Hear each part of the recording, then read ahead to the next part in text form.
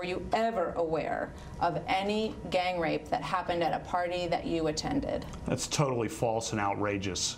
I went to an all-boys Catholic high school, a Jesuit high school, where I was focused on academics and athletics, going to church every Sunday at Little Flower, working on my service projects and friendship. And yes, there were parties, and the drinking age was 18, and yes, the seniors were legal and had beer there.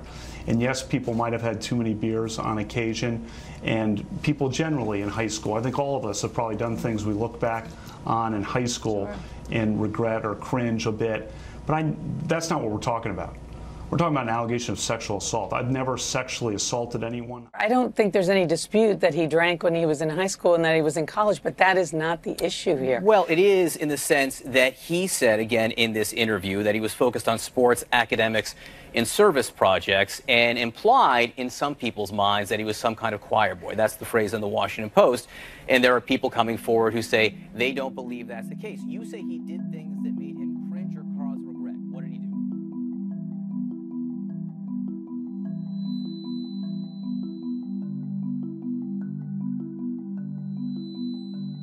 We had a good saying that we've held firm to this day, as the dean was reminding me before the talk, which is what happens at Georgetown Prep stays at Georgetown Prep. That's been a good thing for all of us, I think.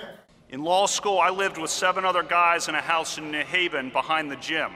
The house was so nasty that all the college frats had turned it down as unsanitary. Every year, the 8 of us have gotten together for 1 weekend a year.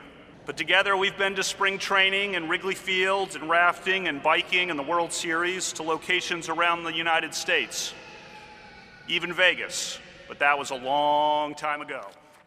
You went to Georgetown Preparatory School? I did, Georgetown Prep. Did you ever get in trouble?